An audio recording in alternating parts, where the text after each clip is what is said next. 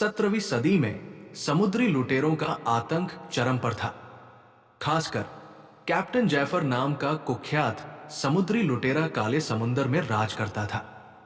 कहा जाता था कि उसने दुनिया के सबसे बड़े खजाने को समुद्र के बीच एक रहस्यमयी टापू पर छिपा दिया था।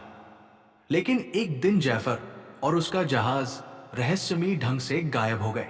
सैकड़ों साल बाद एक युवा एडवेंचरर विक्रम को अपने दादा की पुरानी किताबों में एक नक्शा मिलता है जो उस छिपे खजाने की ओर इशारा करता था।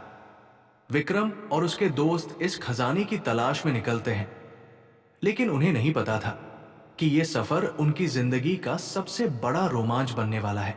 विक्रम एक इतिहास प्रेमी था और उसे खजाने की कहानियों में गहरी दिलचस्पी थी। एक दिन जब वो अपने दादा की पुरानी चीजें देख रहा था, तो उसे एक लकड़ी के संदूक में एक पुराना पीला पड़ा नक्शा मिला। यह कोई आम नक्शा नहीं था। इस पर समुद्र के बीचों बीच मौत के टापू का निशान बना था। विक्रम ने तुरंत अपने दोस्तों अर्जुन, रोहन और सिया को बुलाया। सिया उत्साहित होकर, अगर यह सच में खजाने का नक्शा है तो हमें जरूर जाना चाहिए। अर्जुन चिंतित होकर, लेकिन कहा जाता है कि जो भी उस टापू पर गया कभी वापस नहीं आया।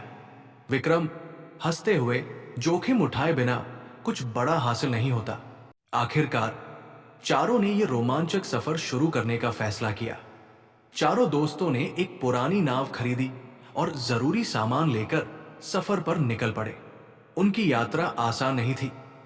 समुद्र में कई अजीब घटनाएं होने लगी।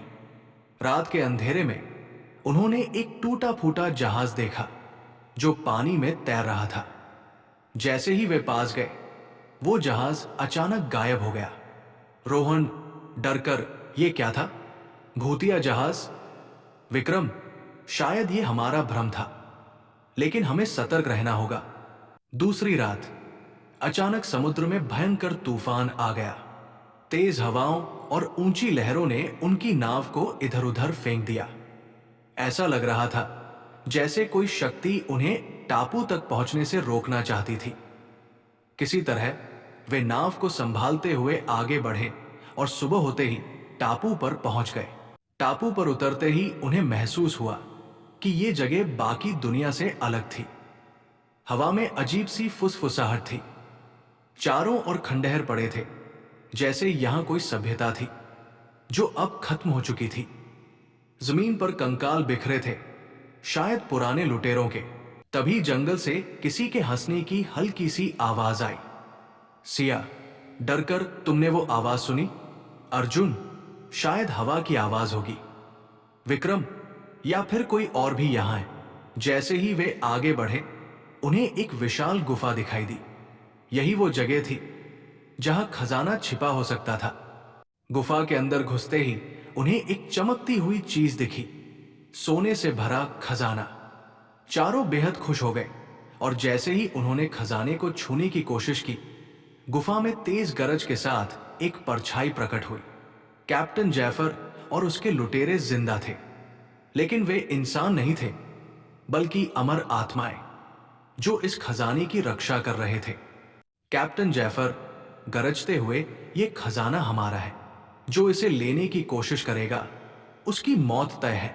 विक्रम समझ गया कि यह खजाना सिर्फ ताकत से हासिल नहीं किया जा सकता। तभी सिया को खजाने के पास एक पुराना पेंडेंट मिला जिस पर जैफर का चेहरा बना था। सिया चिल्लाकर, शायद ये इस श्राप को तोड़ने की कुंजी है। जैसे ही विक्रम ने पेंडेंट खजाने पर रखा, अचानक गुफा में तेज रोशनी फैली और जैफर की आत्मा शांत होने लगी। कैप्टन जैफर की आंखों में एक अजीब सी शांति थी। कैप्टन जैफर, तुमने मेरी आत्मा को मुक्ति दी। अब यह खजाना तुम्हारा हुआ। लेकिन याद रखना, लालच इंसान को बर्बाद कर देता है। इसके बाद जैफर और उसके लुटेरे धुएं में बदलकर गायब हो गए। चारों दोस्तों ने खजाने को लेकर शहर लौटने का फैसला किया, लेकिन उन्होंने लालच नहीं किया। उन्होंने इस धन का उपयोग स्कूल, अस्पताल और गरीबों की मदद के लिए किया। उनकी इस बहादुरी की कहानी जल्द ही पूरे देश में मशहूर हो गई और विक्रम को नया खोजी कहा जाने लगा। लेकिन क्या यह सच में अंत था? एक दिन विक्रम को अपने कमरे में वही पुराना पेंडेंट फिर से दिखा। क्या ये किसी नई यात्रा की शुरुआत थी? आपको अगर ये कहानी अच्छी लगी हो तो वीडियो को लाइक और चैनल को सब्सक्राइब करें।